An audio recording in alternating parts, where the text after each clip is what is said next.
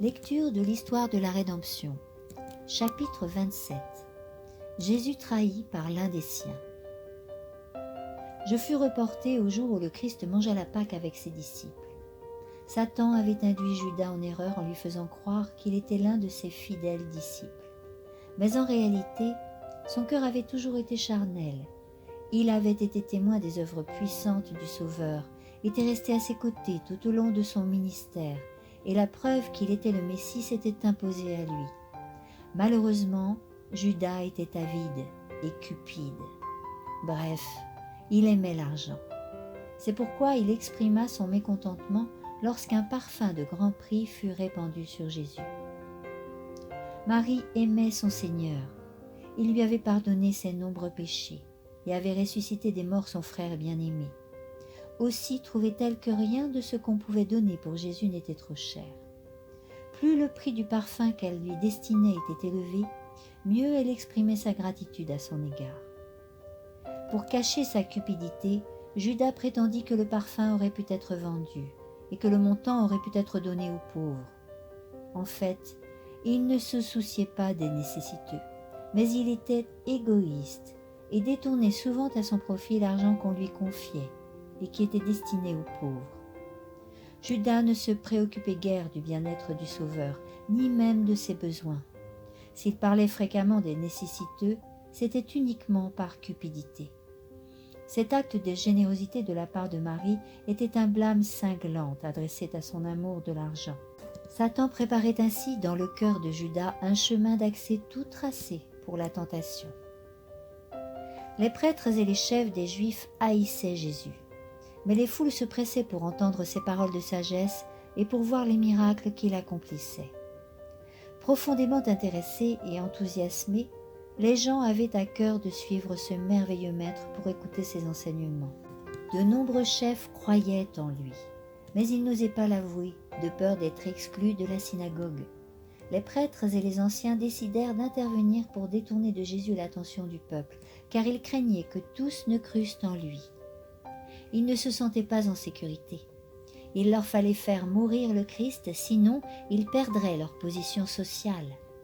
Quoi qu'il en soit, même s'ils faisaient disparaître Jésus, il n'empêcherait pas que des témoins vivants continuent à proclamer sa puissance. Étant donné que le Christ avait ressuscité Lazare, les chefs du peuple craignaient que s'ils mettaient Jésus à mort, Lazare ne continue à témoigner de son grand pouvoir.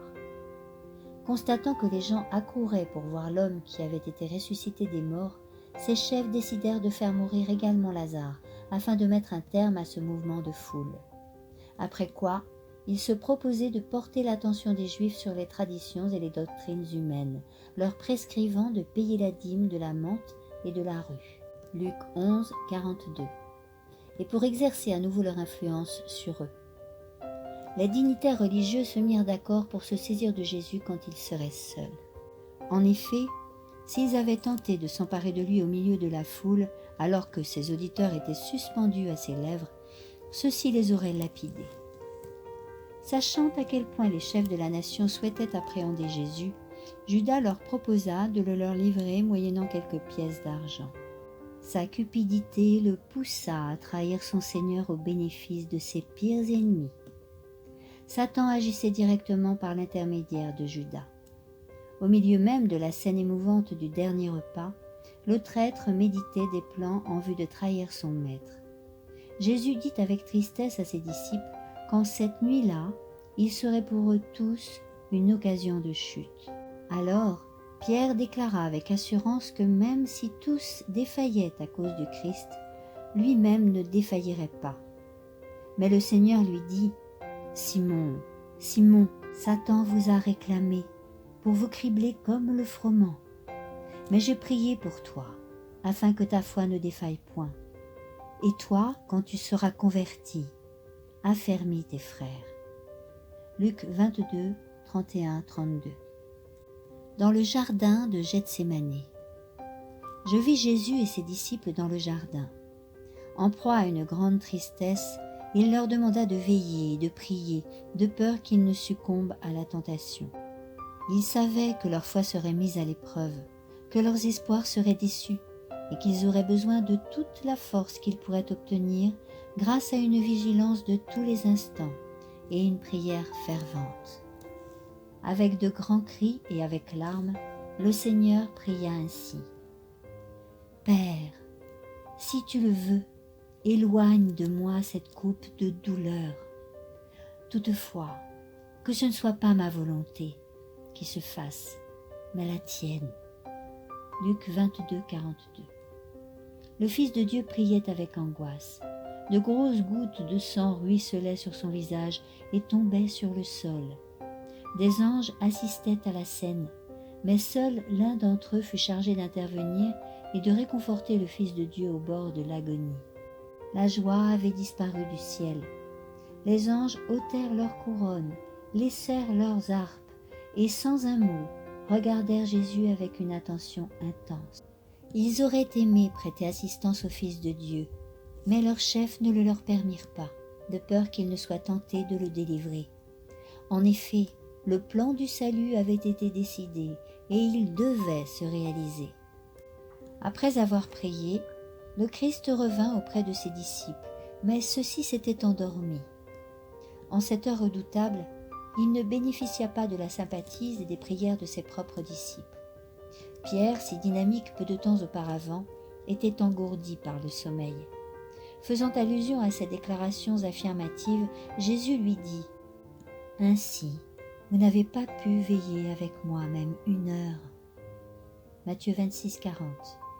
À 3 reprises, le Fils de Dieu pria jusqu'à l'agonie. La trahison. Alors parut Judas, à la tête d'une bande armée. Il s'approcha de son maître comme d'habitude pour le saluer. Le groupe d'hommes encercla Jésus. Mais à ce moment-là, le Seigneur manifesta son pouvoir divin en disant « Qui cherchez-vous » Ils répondirent « Jésus de Nazareth ». Jésus leur répondit « C'est moi ». Jean 18, 4, 5. Aussitôt ils reculèrent et tombèrent à terre. Le Christ avait posé cette question pour que ces hommes se rendent compte de sa puissance et qu'ils comprennent que, s'ils l'avaient voulu, ils se seraient échappés de leurs mains. En voyant que la bande armée d'épées et de bâtons était tombée si rapidement à terre, les disciples reprirent courage. Tandis que ces hommes de main se relevaient, Pierre tira son épée, frappa un serviteur du grand prêtre et lui coupa une oreille. Mais Jésus ordonna à Pierre de rengainer son épée en disant « Ne sais-tu pas que je pourrais appeler mon Père à l'aide et qu'aussitôt il m'enverrait plus de 12 armées d'anges » Matthieu 26, 53.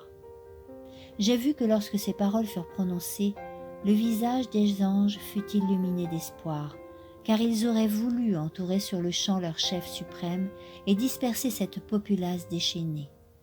Mais à nouveau, les anges furent attristés en entendant le Seigneur ajouter « Comment donc s'accompliraient les Écritures d'après lesquelles il doit en être ainsi » Matthieu 26, 54. À l'ouïe de cette déclaration, le cœur des disciples fut accablé par le découragement et par une cruelle déception, puisque Jésus acceptait de se laisser emmener par ses ennemis. Les disciples craignaient pour leur propre vie, au point que tous abandonnèrent leur maître et prirent la fuite. Jésus resta donc seul aux mains d'une bande de scélérats. Quelle victoire ce fut alors pour Satan, mais quel déchirement pour les anges de Dieu. De nombreuses légions de saints anges, dont chacune avait à sa tête un chef puissant, furent envoyées pour être témoins de la scène. Ces êtres célestes avaient mission d'enregistrer toutes les insultes, toutes les souffrances imposées au Fils de Dieu, toutes les angoisses qu'il dut éprouver. Car les hommes qui furent les acteurs de ce terrible drame sont appelés à le revoir antérieurement, et de façon vivante. Suite de la lecture